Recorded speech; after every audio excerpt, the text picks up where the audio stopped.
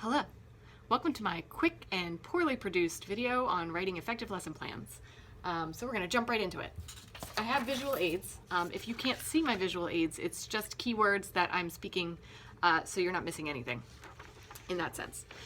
So when we're writing an effective lesson plan, we want to keep these tenets in mind. We want it to be measurable. We want it to be action or behavior based, something you can observe as an outsider who's not in your student's head. And my favorite unwritten rule, keep it simple. If you are my intern and you give me a 10-page lesson plan, I'm going to give it right back to you because nobody's got time for that.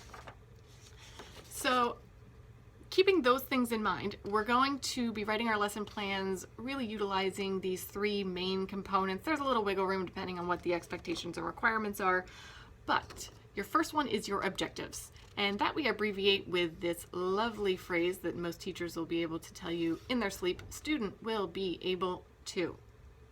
What are they going to be able to do? Your plan, how are they going to learn? How are you going to teach them based on your objectives? And the evaluation, how are you going to know that they achieved the objectives? So this can get a little bit tricky in the way that you do it. I'm going to start off with kind of an example and then give you a better one, how we can strengthen that up. So my first objective that I wrote here, I said, okay, student will be able to determine the appropriate time to cross the street. Determine is an action word, but that's way too general and not measurable. Because if I then go, okay, my objective is they're going to be able to determine when to cross the street. Well, where are we starting from? Are we starting from scratch? Am I going to start with a model and then I'm going to take them outside and then we're going to listen to traffic sounds and then we're going to determine near and far and turning cars? That's 5, 10, 15 lessons. And then what tends to happen is we get this long, wordy lesson plan that's just unrealistic and it's hard to measure because you're trying to do too much at once.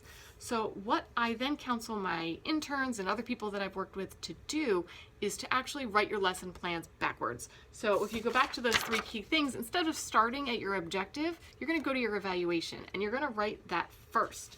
So let's say I'm going to narrow my focus and go, okay, I want my student to be able to identify 80% of shield cars that are passing them in their near lane. That's an O&M term if you're not an O&M person. But just know that that's a really specific skill that I can measure. And I want 80% accuracy. So my new objective, which is going to tell me if they've got about 80% accuracy, if we're on the right track, is student will be able to identify appropriate shield cars in 8 out of 10 trials. Okay, this was my evaluation and also now became my objective, because I can measure that, and that's the objective of our lesson, is for them to be able to do this. So based on that, I write out sort of a quick bullet point of what we're going to do in the course of the lesson. It's a little more targeted, and then my evaluation is there to check what we've done at the end. You can't be married to your lesson plans because you're teaching people, and people are people, and there's variations, and things can change at the drop of a hat. So you just speak to that in your lesson reflection or your progress notes as to what actually went down, and you use that information to inform the next plan that you write. So I hope that as a result of this video, you will be able to write some effective lesson plans. All right, good luck.